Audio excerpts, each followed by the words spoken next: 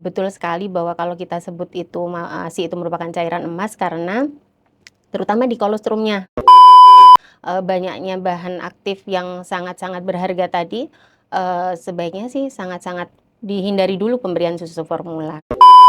Semakin sering kita melakukan pengosongan payudara, maka itu produksi ASI-nya akan, lancar gitu.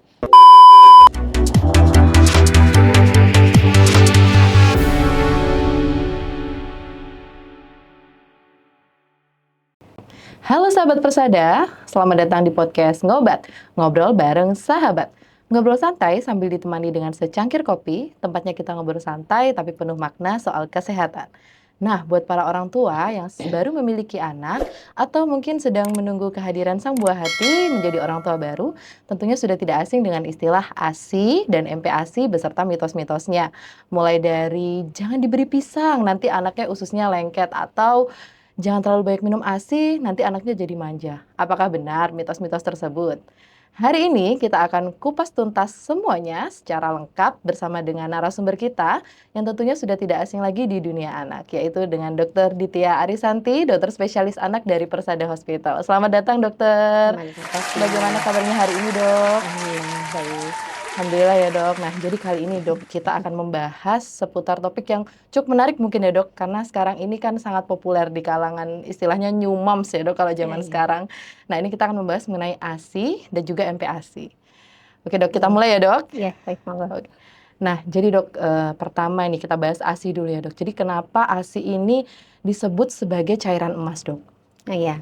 Itu memang kita sering dengar ya, bahwa ASI itu ada yang sebut berlian gitu ya, Iya. pokoknya segala-segala yang intinya berharga ya, sangat berharga. Tapi memang, betul sekali bahwa kalau kita sebut itu ASI itu merupakan cairan emas karena terutama di kolostrumnya, Dokter Dila. Jadi kalau kita bilang kolostrumnya itu kan yang keluar di 3-5 hari awal itu ya, Iya. bahwa itu merupakan, cairan yang sangat-sangat, kalau mungkin kita beli itu tidak bisa gitu ya, karena, obat-obatan atau zat-zat yang kita buat itu tidak bisa menyerupai. Karena gini, di dalam kolostrum itu ada, zat protektif untuk bayi, ada sel darah putih, ada antibodi, ada hormon, kemudian ada juga, ini vitamin-vitamin, mineral, dan, juga bahan-bahan yang, bioaktif yang itu tidak bisa disamai oleh, bahan-bahan buatan manusia, seperti itu. Nah, kemudian, kolostrum ini tentunya juga, sangat-sangat dibutuhkan oleh seorang bayi terutama ya, karena kita tahu, di masa-masa awal bayi ini, bayi sangat-sangat butuh, pertahanan tubuh ya, karena dia masih sangat rentan kan gitu ya. Iya. Jadi, bahan tersebut sangat berharga untuk bayi yang baru lahir, gitu. Oke, sangat berharga. Jadi intinya itu adalah di kolostrum itu ya, dok, Iya, kandungan dari betul, kolostrum kolostrum. itu karena memang ibaratnya tidak ternilai nih harganya Iya, karena belum ada iya. yang bisa menyamai kandungan Menyamai tersebut ya, dok. kandungannya, Nah, betul. baik, untuk ASI ini sendiri, dok, sekiranya apakah ada waktu yang ideal untuk pemberiannya nih, dok? Oke, kalau ASI sendiri pemberian idealnya kalau menurut WHO maupun IDAI tentunya disebutkan adalah, baru lahir sampai usia 2 tahun. Bahkan, dari yang turunan terbaru itu sampai 2 tahun lebih juga boleh, Dokter Dila, gitu. Begitu ya, Jadi, dok? kan banyak itu ya kalau mams yang, "Aduh Dok, ini maaf belum bisa disapi," kayak gitu. Iya, nah Mereka itu kan khawatir ya. sulit ya, dok, Iya memang. betul, mereka khawatir nanti kalau udah usia 2 tahun gimana ini, apakah perlu harus terpaksa dihentikan atau bagaimana gitu. Tapi sebenarnya sekarang boleh sampai 2 tahun lebih boleh gitu. Baik, dok. Jadi sebenarnya pemberiannya idealnya itu batasannya dari 6 bulan sampai dengan 2 tahun, seperti itu. Ketika memang diperlukan sampai dengan lebih dari 2 tahun memang tidak masalah ya, Iya, dok, iya tidak jadi betul. masalah. Iya. Iya, baik, dokter. Nah, untuk selanjutnya, dok, bagaimana bila ASI itu tidak bisa keluar banyak, dok? Nah, ini kan biasanya permasalahan ibu-ibu yang baru Baru melahirkan melahirkan, mungkin ya, iya. itu mungkin cukup sulit untuk, bagaimana ASI itu bisa keluar. Nah, itu kira-kira bagaimana, dok? Apakah langsung, diberi sufor saja atau mungkin ada salah satu metode atau bagaimana ketika ASI itu tidak bisa keluar dengan optimal gitu, dok? Iya, ini memang sering kita temui ya, sangat-sangat sering, baik itu mungkin ibu-ibu yang baru melahirkan, baru punya anak pertama bahkan atau juga mungkin sudah kedua, ketiga juga sama gitu. Kadang-kadang, "Dok, anak saya yang pertama dulu langsung langsung lancar ASI-nya," gitu ya, "yang sekarang kok enggak ya Dok, saya panik ini," gitu misalnya. Nah, Kemudian kalau kita bilang bagaimana supaya mengantisipasi hal ini, memang tentunya butuh persiapan sejak sebelum melahirkan gitu ya. Jadi Baik, Dok. sekarang kan sudah banyak ya sebenarnya apa ini dari masyarakat juga itu mencari istilahnya dari media sosial atau Ya, bahkan mungkin dari konselor-konselor laktasi. Jadi mereka belajar nih sebelum melahirkan. sebelum Ya, persiapannya dulu ya, jadi Dok. ilmunya diisi dulu gitu kan. Nah, kemudian jadi pada waktu lahir mereka sudah tenang. Oh, saya udah pede nih untuk memberikan ASI kepada bayi saya gitu. Nah, kemudian kalau sebetulnya secara teori memang ASI itu wajar kalau tidak istilahnya tidak langsung lancar di hari-hari Baik, Dok. awal gitu ya. Jadi bahkan bayi itu sebetulnya mempunyai waktu 3 harian untuk masih belum dapat ASI sama sekali ini, itu masih Iya. aman gitu. Asalkan kita tetap pantau ya, artinya apakah ada tanda-tanda dehidrasi seperti itu. Tapi Iya. selama prosesnya kita mulai jadi dari misalnya kita lakukan inisiasi menyusui dini, kemudian ibunya juga rajin istilahnya bonding sama bayinya gitu ya, rawat gabung sama bayinya, tentunya itu relatif nggak ada masalah gitu. Kalau masalah tadi ke sufor gitu ya, Iya. jadi mungkin sebaiknya sih kalau kita lihat dengan banyaknya bahan aktif yang sangat-sangat berharga tadi, sebaiknya sih sangat-sangat dihindari dulu pemberian susu formula, kecuali pada kondisi ibu yang memang sangat-sangat tidak memungkinkan secara medis seperti itu.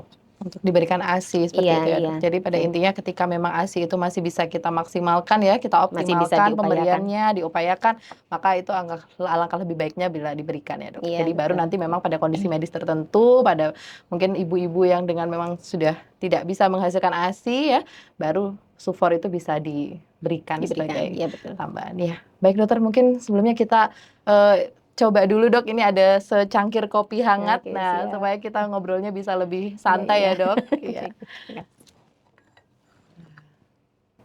Nah, baik, Dok. Jadi kita masuk ke pembahasan yang selanjutnya ya, Dok. Siap. Nah, jadi untuk selanjutnya nih terkait ASI ya, Dok. Jadi sebenarnya faktor apa saja yang bisa mempengaruhi produksi ASI tersebut? Kan tadi kita sudah membahas bahwa ada kalanya memang waktu ASI itu sulit diproduksi ya, Dok. Memang produksinya menurun dan lain sebagainya. Nah, sebenarnya faktor apa nih yang mempengaruhi produksi ASI tersebut, Dok? Oke, makasih. Jadi faktor-faktor yang mempengaruhi produksi ASI memang ada beberapa faktor. Yang pertama, yang pasti dan ini sangat-sangat perlu belajar ya menurut saya. Jadi adalah posisi sama perlekatan pada saat kita Ya. menyusui. Kadang-kadang ibu-ibu Mamsma ini muda ini sudah belajar ya sebetulnya sebelum melahirkan. Lihat video gitu ya, tutorial gitu kan banyak ya. Iya. Cuman pada waktu prakteknya itu ya memang tetap kesulitan gitu kan. Apalagi dengan kondisi mungkin bayi yang boleh dibilang tidak apa ya, istilahnya kok tidak seperti biasanya misalnya kayak gitu. Jadi misalnya kalau didekatkan ke payudara langsung buka mulut kan nggak semuanya seperti Iya, itu mungkin gitu ya. kondisi khusus gitu Iya, ya, iya. Dok. Jadi itu tadi posisi perlekatan gitu ya. Kemudian yang kedua, eh, ibu harus menyusui sesering mungkin. Baik. Menyusui sesering mungkin, kemudian sesuai sama kebutuhan bayinya gitu. Dan mungkin yang mungkin kalau Dokter Dila juga pernah dengar bahwa ini ya, yang penting itu adalah pengosongan payudara. Iya, Dok. Jadi pada waktu bayi tidur ada baiknya kita melakukan pengosongan pumping ya, Iya, pumping. pengosongan payudara karena semakin sering kita melakukan pengosongan payudara maka itu produksi ASI-nya akan lancar gitu. Tapi kalau misalnya nih, bayi kadang-kadang kan waktu kita susui terus keburu tidur. Nah, ya Nah, itu, Dok. padahal sebetulnya ternyata tuh payudaranya masih ada isi Masih ada sisa ASI-nya gitu ya, ya. Nah, Dok. itu perlu kita pumping, kita kosongkan supaya identiknya begini. Jadi kayak payudara kayak misalnya kita ada pabrik ini ya, ada pemasok. Jadi kalau misalnya pabriknya, ini kosong nih, ayo cepetan isi barang dari ini ya pemasoknya gitu. Jangan sampai Iya, ini Dok. ada yang beli nanti nggak ada isinya kayak gitu. Otomatis kalau kita jarang mengosong, misalnya pabriknya ini jarang sampai kosong, otomatis kan yang ngisi juga nggak akan lancar ya gitu. Nah Baik. gitu, jadi logikanya seperti itu. Nah kemudian pada waktu kita melakukan menyusui bayi tadi juga sebaiknya skin to skin contact seperti kita waktu melakukan IMD inisiasi menyusui dini. Kemudian juga yang penting itu malam Nah ini Dokter Dila, kan memang beberapa waktu lalu ada selebgram mungkin yang istilahnya kalau malam udah tidur sendiri nih bayinya gitu ya. Iya. Padahal memang kalau sesuai teorinya sebetulnya kita tuh disarankan memang menyusui di malam harinya juga efektif karena itu akan meningkatkan hormon prolaktin yang itu ada hubungannya sama produksi Produksi ASI ASI. gitu.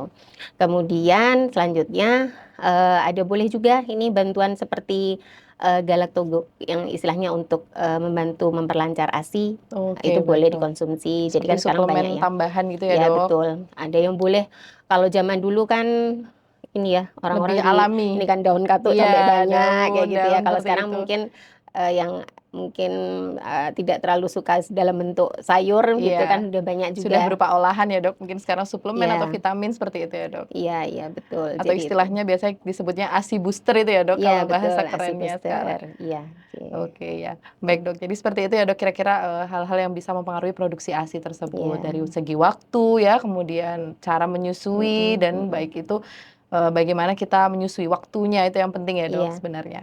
harus diperjuangkan intinya. Nah itu, yang penting itu Mams di rumah ya. Nah Iya, kemudian Dok ada mitos nih, apakah benar Dok, jadi ASI yang encer itu tidak bergizi? Nah sebenarnya gimana nih? Kita bicara tentang kandungan ASI nih ya iya, Dok. iya. Iya, kadang-kadang memang ada itu Dokter Dila, mams yang baru melahirkan gini, "Dok, ASI saya kok masih encer banget ya, bening, saya jadi nggak pede," kayak gitu. Padahal sebetulnya memang ASI itu ini ya, apa istilahnya dari hari awal-awal dan dari berikutnya itu memang berbeda-beda. Jadi mungkin kalau kita sebutkan dia misalnya kayak yang kolostrum tadi, kemudian Iya. ASI transisi, ASI matur, itu tentunya dengan warna yang berbeda-beda. Kemudian kalau kita sudah masuk ke ASI sendiri, itu memang ada kita sebut formik dan hand milk.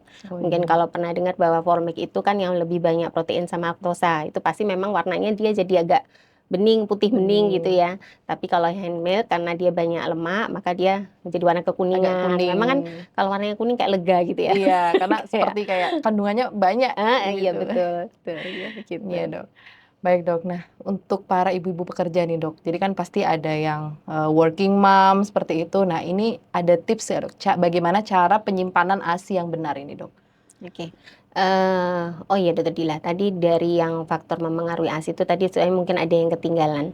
Yang paling penting itu juga dukungan keluarga. Nah itu ya, yang Jadi paling utama ya Dok juga ya itu salah penting satunya. banget karena memang kalau mam sendiri yang memang harus berjuang gitu ya, istilahnya mungkin dikala bayinya tidur dia harus pumping gitu ya, kemudian di satu waktu bayinya bangun dia harus gendong bayinya terus tanpa ada yang menggantikan kayak gitu ya, Nah, belum di sela-sela dia harus sempatkan makan, minum gitu ya.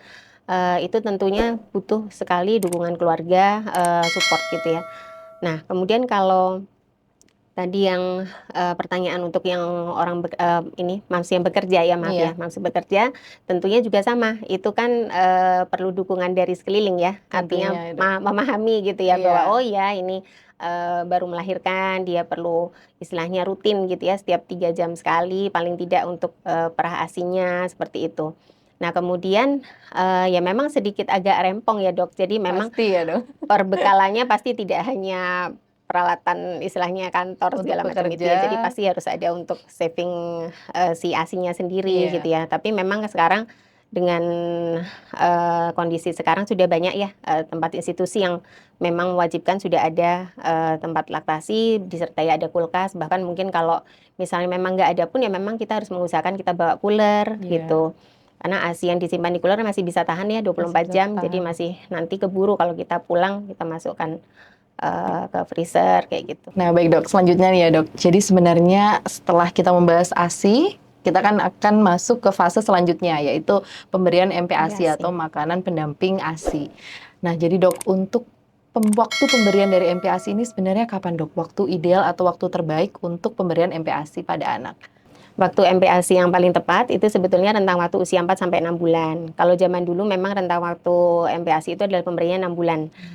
Sebetulnya MPASI itu diberikan adalah pada waktu bayi tersebut sudah tidak terpenuhi kebutuhan nutrisinya dari ASI. Nah, setiap bayi tentunya tidak sama kualitas ASInya ya. Jadi kadang-kadang mungkin ada yang wah berat badannya bagus nih, panjang badannya juga bagus naikannya dari 4 sampai 6 gitu. Tentunya kalau seperti itu kita mulainya di usia 6 bulan. Tapi ada kalanya loh waktu kontrol 4 ke 5 bulan kok naiknya cuman sebentar, cuman sedikit gitu ya. Jadi tentunya kalau seperti itu kita harus evaluasi, apakah ada kendala lain gitu ya. Kalau misalnya kita sudah edukasi ke orang tua, ke ibunya untuk melakukan, pemberian ASI-nya sudah optimal, maka, ada kalanya kita perlu lakukan pemberian MPASI lebih awal, kayak seperti Lebih itu. dini. Baik, Iya, Dok. Jadi pada intinya adalah semua itu bergantung dari kondisi kondisi masing-masing anak ya, masing-masing. Dok. Iya, Jadi memang ketika idealnya adalah cut off dari usia 6 bulan, tapi ketika memang ada kondisi khusus, ketika nutrisi itu sudah tidak bisa dipenuhi dengan ASI, maka MPASI bisa dimulai berikan sebelumnya tentunya dengan pengawasan dari dokter. dokter, iya. Baik. Nah, selanjutnya, Dok, kemudian dari fase MPASI itu sendiri ya, Dok, pasti kan ada tahapannya. Nah, jadi bayi itu harus dimulai dari pemberian bubur saring Iya, atau bisa langsung seperti bahasa kerennya sekarang ada finger food seperti itu. Nah, itu untuk tekstur itu seperti apa, Dok, dari oke, tahapan MPASI ini, Dok? iya. Jadi pemberian MPASI itu memang ada tahapannya karena kan memang, bayi, ini ya, artinya dia melalui tahapan pemberian makan dari yang bentuk, saring, lumat, jadi biasanya di usia 6 sampai 8 bulan itu kita berikan, saring, bentuk di blender ya, biasanya Iya. di blender atau dilembutkan kemudian disaring. Kemudian itu biasanya, pemberiannya memang awal dari 2 kali dulu pemberiannya frekuensinya, Baik. 2 kali dulu 2 sendok makan, kemudian ditingkatkan bertahap gitu ya, Bertahap. sampai setengah mangkok atau sekitar 125 mili. Nah, kemudian nanti dimasuk di 8 bulan, sampai 11 bulan itu memang bisa kita berikan makanan yang, sifatnya teksturnya lebih kasar, jadi, cincang gitu ya, kemudian jadi tidak udah disaring lagi. Dan, sebetulnya, pemberian finger food itu paling aman di usia yang 8 bulan sampai 11 bulan Setelah ini. 8 bulan. Nah, karena kalau kita bayangkan finger food itu otomatis kan sesuatu yang memang bisa dipegang oleh bayi gitu ya, Iya. dan bentuknya berarti kalau misalnya dia makan maka akan ada patahan-patahan kecil. Iya. Nah, otomatis kalau misalnya kebetulan bayinya patahnya agak besar gitu ya, Nah, mematahnya itu. pakai, gusinya agak besar Iya. otomatis kan bahaya tersedak gitu. Kebayang. Tapi memang, beberapa ada yang, menyampaikan bahwa finger food itu, diberikan di awal, lebih awal. Tentunya memang kalau kita memberikan finger food itu, bentuk prosesnya itu misalnya kita proses sendiri homemade, mungkin akan, memungkinkan. Tapi Baik, kalau Dok. misalnya yang, istilahnya beli seperti itu, Instan gitu ya, Dok? ya instan tentunya itu mungkin teksturnya, agak berbahaya ya kalau untuk usia 6 sampai 8 bulan. Nah, kemudian yang 8 sampai 11 tadi kan, untuk porsinya kan sudah 3 kali ya, frekuensinya 3 kali, kemudian, untuk porsinya sudah 125 mili atau 1 mangkok itu. Nah, kemudian nanti kita tingkatkan di usia 9 sampai 12 itu, sudah meningkat lagi, otomatis 3 kali dengan volume 175 sampai 250 mili. Nah, itu sudah, bentuk, nasi tapi lebih kasar lagi. Bahkan beberapa bayi, sekarang, sering kita temui, orang tuanya bilang, "Ini sudah nggak mau Dok nasi tim, maunya nasi yang kita Iya. makan," seperti itu. Jadi Jadi sudah menyerupai makanan dewasa ya, ya, Dok? dan memang ini ya, kita memang menyiapkan dia seperti bisa mengkonsumsi makanan rumah tangga kan ya, makanan yang kita makan juga sehari-hari, seperti Sehari-hari, itu, iya, Dok. iya. Nah, baik, Dok. Jadi untuk finger food itu sendiri memang disarankan ketika memang bayi itu tidak ada resiko untuk tersedak ya, Dok. Jadi Iya, memang betul. idealnya sih di setelah usia 8 bulan, kemudian namun bila memang dimungkinkan sebelumnya atau pembuatan secara, di rumah sendiri homemade seperti itu mungkin bisa dimulai sejak dini juga boleh ya, Dok, berarti. Iya, Baik, kemudian untuk tahapan MPASI itu sendiri kan memang harus diberikan secara bertahap ya, Dok, itu yang harus penting ya mungkin ya, iya, Dok, digarisbawahi. Jadi memang awalnya berupa bubur saring, kemudian bisa naik ke lauk cincang ya, nasi tim dan cincang, baru setelah itu, ke makanan rumah rumah tangga tangga. sehari-hari. Iya, Ya, baik, Dokter. Nah, selanjutnya ini kita akan membahas terkait, jenis-jenis makanan MPASI nih, Dok. Jadi kan pasti dalam, bayi itu untuk mengkonsumsi makanan kan pasti dia butuh pengenalan terlebih dahulu ya, Dok. Nah, iya. seperti makanan-makanan yang bisa mencetuskan alergi nih, Dok.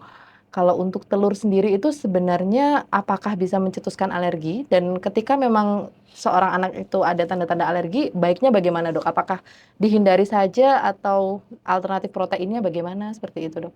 Oke, beberapa memang ada, kekhawatiran dari orang tua seperti pemberian telur itu karena memang mereka mempunyai persepsi ya bahwa banyak yang alergi telur gitu ya. Jadi Iya. akhirnya mereka menunda pemberian telur gitu. Padahal sebetulnya tidak ada jurnal yang menyebutkan bahwa pemberian telur yang ditunda itu akan meminimalisir terjadinya alergi gitu.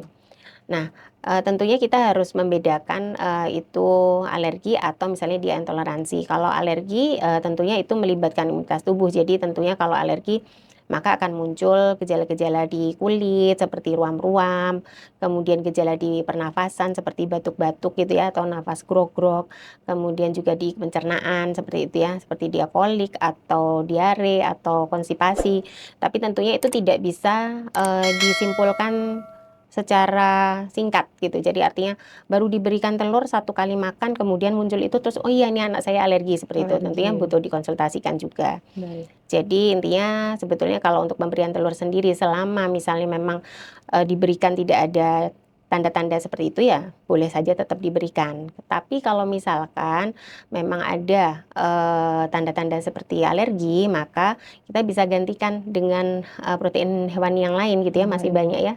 Jadi bisa daging, bisa ikan, ayam seperti itu. Jadi masih banyak pilihannya seperti itu. Untuk pilihan alternatif protein yang lain Iya ya, iya Dok? betul.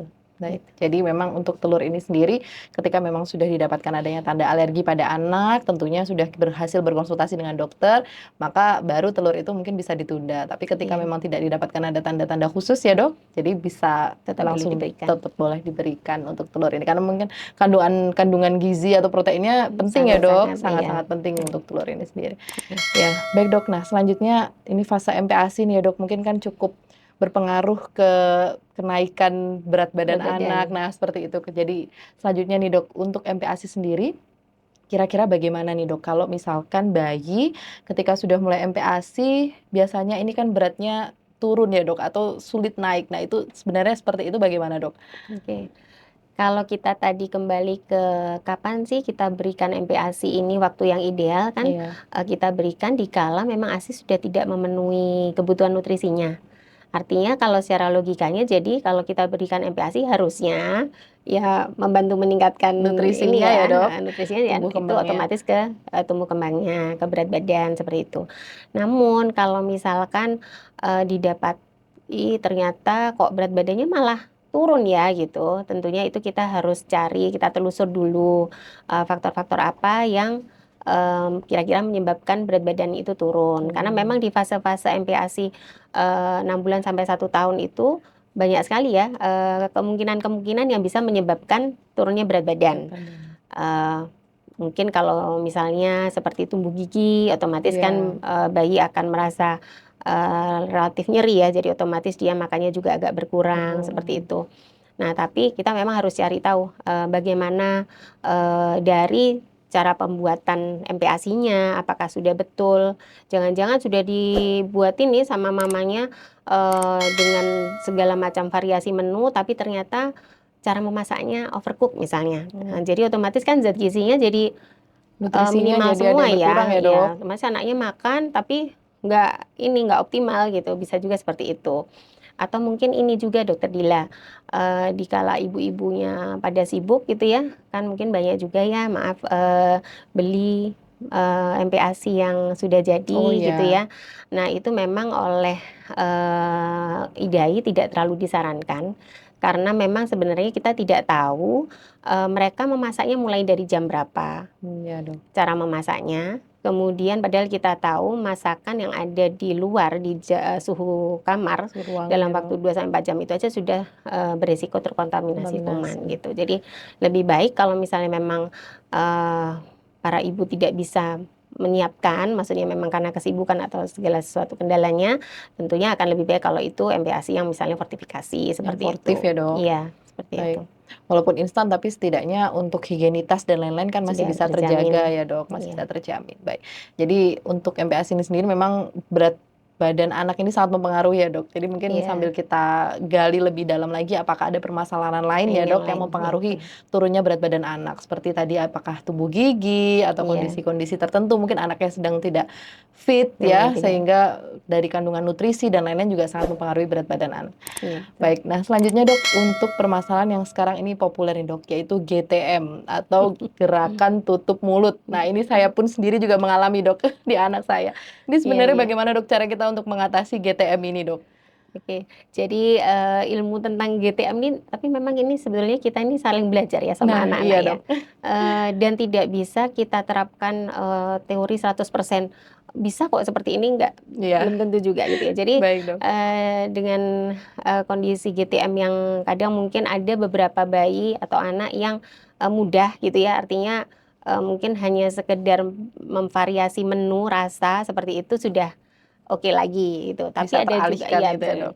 Tapi ada kalanya sudah mamanya misalnya sudah membuatkan menu, berbagai menu gitu ya, sudah ganti masak sehari Iya, bisa lebih dari 3 kali, anaknya tetap nggak mau seperti itu. Nah, sebetulnya memang yang kita harus cari tahu apakah memang ada masalah dulu sebetulnya di bayinya. Jadi misalnya tadi ada tumbuh gigi atau tidak, ada sariawan atau enggak. Kemudian apakah kadang-kadang ini cara misalnya yang mengasuh ini bukan orang tuanya langsung, misalnya ada pengasuh, bagaimana mereka memperlakukan pada waktu acara makan ini tadi, karena itu sangat-sangat berpengaruh gitu ya. Kemudian misalnya agak dipaksa, itu terus terang si anak jadi trauma seperti itu. Atau mungkin memang tadi bosen kayak gitu ya. Jadi kemudian ada kalanya kalau misalnya memang sedang ada tumbuh gigi atau nyeri seperti itu, boleh sebenarnya kita berikan yang seperti puding puding susu yang sifatnya yang dingin ya. lembut gitu Jadi ya dok, ya, dingin, jadi lembut gitu ya dok. supaya agak mengurangi nyeri seperti itu. Nah, kemudian tapi tentunya tetap kita evaluasi. Kalau misalnya GTM-nya ini istilahnya hanya terjadi mungkin dalam waktu satu periode, misalnya 1 minggu dia hanya sekali 2 kali seperti itu masih aman. Sebetulnya itu normal terjadi karena seperti kita pun kan kadang juga lagi Iya, nggak enak, tidak nafsu nggak makan, mau seperti itu ya makan dok. kayak gitu ya. Sebenarnya bayi juga sama gitu. Artinya kalau kita kan pengennya mau terus gitu. Iya, makan terus gitu Iya ya dok. gitu, gitu sih. Jadi, nah kemudian kalau dari beberapa yang kami dapatkan dari ilmu pada waktu kalau seminar seperti itu, juga ini sebelum ini ya, jadi itu lebih ke stimulasi sensoris. Jadi stimulasi sensoris mungkin seperti Dokter Dila mungkin pernah tahu kalau bayi-bayi sekarang sudah dikenalkan pada misalnya diturunkan di apa semacam Tekstur yang alas tekstur yang ya, bertekstur seperti itu ya bertekstur dok. seperti itu memang sebenarnya ada hubungannya juga sama waktu mereka Hmm, makan kayak gitu. iya. Kemudian apa namanya, aktivitas fisik, kemudian juga kalaupun memang didapatkan GTM ini sampai terus-terusan, konsisten terus-terusan, memang ada baiknya dikonsultasikan. Kadang-kadang ada juga yang karena GERD, kondisi Baik, GERD atau juga kadang-kadang memang ini mereka jadi perlu dilakukan suatu fisioterapi semacam oromotor oleh dokter oromotornya. rehab medik ya seperti itu. Jadi supaya mereka bisa aktif lagi gitu untuk nafsu makannya Langsung seperti itu, makannya. gitu. Baik, jadi untuk menstimulasi ya dok ya. Iya Jadi betul. seperti yang sudah disampaikan oleh dokter Ditya bahwa untuk GTM atau gerakan tutup mulut ini memang sangat bervariasi dari masing-masing anak. Tinggal kita gali kira-kira ada permasalahan apa pada anak sehingga kita bisa berkonsultasi lebih lanjut dengan dokter. Kalau memang diperlukan atau GTM ini berlangsung dalam waktu yang lama, memang sudah harus dengan supervisi dokter supaya kita bisa mengevaluasi sekiranya ada permasalahan apa pada anak ya. Iya, Jadi tidak sampai mempengaruhi mungkin nutrisinya ya dok nutrisinya jangka ya. panjang karena ini sangat berpengaruh dengan berat badan, tinggi Iya, badan dan perkembangan anak. Dan tentunya tadi ya dok peran dari ini ya kalau bahasa kerennya sekarang sensory play itu ya dok iya betul. untuk menstimulasi sensorik anak. Jadi ternyata itu ada hubungannya juga ya dok dengan Iya, nafsu makan dan perkembangan anak. Baik dok, selanjutnya kita mungkin sebelum masuk ke mitos atau fakta nih yang sekarang ini nanti mungkin akan lebih seru lagi, kita ngopi dulu ya dok, iya. istirahat dulu ya dok. Baik. Oke, baik dok. Kita lanjut ke sesi selanjutnya ya dok. Ini kita akan membahas lebih seru lagi karena terkait dengan mitos atau fakta. Mungkin kan di masyarakat kadang masih bingung ya dok, mana yang mitos, mana yang fakta. Jadi supaya kita bisa membahas lebih dalam lagi mana yang benar sebenarnya gitu ya dok. Iya. Nah, yang pertama nih dok, mitos atau fakta, bila bayi itu mengalami diare dok. Nah, itu apakah tidak cocok dengan makanan MPASI-nya nih dok? Mitos. Baik. Jadi mungkin kalau boleh dibilang bayi itu mengalami diare, sebetulnya memang kita harus melihat dulu bahwa bayi ini sebelumnya kan minumnya cair ya, ASI. Kemudian setelah itu diberikan makanan yang setengah agak padat. Tentunya itu akan merubah pola buang air besarnya. Tapi tentunya ada juga memang diare gitu ya dok ya. Jadi memang kita harus hati-hati. Tapi kalau misalnya perubahan polanya itu masih rentang normal, artinya misalnya BAB-nya cuma lebih lembek dibanding sebelumnya gitu ya. Tapi frekuensinya juga masih aman, masih di bawah 1 sampai 3 kali seperti itu. Kemudian tidak ada perubahan warna yang berarti, kemudian tidak ada lendir darah seperti itu ya. Boleh-boleh saja tetap dilanjutkan gitu. Artinya bukan berarti itu tidak cocok dengan Ya, MPASI-nya seperti makanannya itu. gitu ya dok. Iya, Jadi sebenarnya masih bagus-bagus saja ya iya, dok. iya, Yang penting untuk kategori diarenya itu tadi seperti apa. iya, Memang belum betul. sampai ke tahap yang serius gitu ya Iya. dok. Baik, yang kedua ya dok, mitos atau fakta bila bayi itu belum tumbuh gigi maka belum boleh makan nasi dok. Oh, mitos ya. Ya mitos juga ya dok. Karena bayi itu kan tidak mengunyah memakai gigi ya, Gigi, dia mengunyahnya pakai gusi sama rahang gitu ya. iya. Jadi sebetulnya semua bahan makanan tetap boleh kita berikan meskipun belum tumbuh gigi, karena sebetulnya gigi pun kalau pada bayi memang normalnya kan mulai 7 bulan, tapi ada kalanya sampai 1,5 tahun baru keluar gitu ya gigi itu. Jadi ya itu tetap saja kita berikan MPASI sesuai sama tahapan usianya Tahapan seperti itu. Karena usianya. harapannya dengan memberikan MPASI sesuai teksturnya disesuaikan dengan tahapan usia tadi, maka itu juga akan mensimulasi pertumbuhan dari giginya gitu. Oke, baik dok. Jadi tadi mitos ya dok, karena Iya, memang untuk pemberian MPASI ini tidak bergantung dari pertumbuhan pertumbuhan gigi, gigi. tapi kita bergantung dari tahapan teksturnya itu sendiri ya Iya, dok. betul. Jadi untuk malah dengan tekstur yang kita sesuai dengan usianya, itu malah bisa menstimulasi Mensimulasi pertumbuhan pertumbuhan. gigi. Baik, selanjutnya ya dok, yang ketiga mitos atau fakta, bila MPASI kita campurkan menggunakan santan, itu bisa meningkatkan berat badan bayi dok. Meningkatkan berat badan. Iya, Iya, itu fakta. fakta ya dok. Iya. Jadi pemberian santan ataupun minyak segala macam seperti itu, atau butter, margarin, itu sebetulnya adalah untuk sumber lemak di MPASI. Dan kita tahu bahwa pada bayi sampai usia 1 tahun pertumbuhan jaringan sarafnya sangat pesat. Jadi dia membutuhkan asupan lemak yang cukup gitu. Kalau misalnya kita bisa berikan di MPASI tadi seperti tadi santan, kemudian minyaknya pun juga nggak harus yang apa tuh yang minyak mahal-mahal itu, minyak Iya. goreng, minyak kelapa, minyak jagung, itu juga boleh. Kemudian mentega, santan ini pilihan sebetulnya untuk yang bayi-bayi yang alergi Oh dok. iya Jadi yang dok. alergi sama susu sapi tentunya kan kita nggak bisa berikan mentega atau butter ya. Iya dok. Itu boleh kita berikan santan Jadi sebagai gitu. alternatif ya dok. Jadi memang Iya, santan ini juga salah satu kandungan lemak yang penting. iya, betul. Jadi bisa digunakan sebagai tambahan proses pengolahan MPASI supaya bisa meningkatkan berat badan bayi. Karena kan tentunya berat badan itu berkaitan dengan kandungan lemak dan Iya, nutrisi yang betul. lain ya dok. Baik, selanjutnya ya dok, untuk yang selanjutnya ini mitos atau fakta bila bayi itu jangan dikasih daging terlebih dahulu karena nanti akan bisa mempengaruhi pencernaannya nih karena belum kuat. Nah, itu mitos atau fakta nih, Dok? Mitos. Mitos ya, Dok? Jadi sebetulnya kalau kita tadi bicara tentang MPASI, tentang tahapan-tahapan tekstur ya, sesuai Iya. tahapan usia, sebetulnya kan boleh kita berikan apa saja gitu ya, daging, ikan, telur, ayam. Jadi tidak terbatas pada yang mudah haluskan seperti telur tadi ya. Tapi sebenarnya seperti daging pun kalau misalnya kita haluskan tetap bisa dikonsumsi oleh bayi yang baik usia masih 6 bulan sampai 8 bulan. Tapi kan kita sesuaikan teksturnya seperti Teksturnya. itu. Dan tentunya juga akan sangat membantu dengan kebutuhan zat besinya Oh dari iya. untuk daging ini gitu. Baik, Dok. Karena memang daging merah ini kan kandungannya Zat kaya besinya zat tinggi. besi ya, Dok? Iya, betul. Baik, nah jadi itu mitos ya. Karena memang daging itu ketika kita memang sudah mengolahnya sesuai dengan tekstur tahapan usia, maka daging itu bisa dikonsumsi Konsumsi tanpa bisa mempengaruhi kondisi pencernaan dan pencernaan. lain-lain Iya. ya. Baik, Dok. Nah, selanjutnya mungkin dokter ada sedikit tips atau prinsip yang harus dipegang oleh orang tua di rumah dalam memberikan ASI atau MPASI untuk anak supaya tidak mudah termakan oleh mitos, Dok. Oke. Jadi kalau kita bahas dari ASI sama MPASI nih ya dok ya. Jadi kalau untuk pemberian ASI dan MPASI sebetulnya informasi saat ini sangat mudah didapat ya. Iya. Tapi memang kita harus selektif gitu ya, bahwa informasi itu tidak semuanya bisa kita serap 100%. Kadang-kadang perlu ada kalanya kita minta second opinion, yang pasti ya mungkin lebih baik misalnya ke dokter seperti itu. Karena ada kalanya informasi-informasi tersebut bukannya malah membuat si bayi-bayi kita ini semakin membaik gitu ya kebutuhan nutrisinya, tapi malah istilahnya malah salah seperti itu.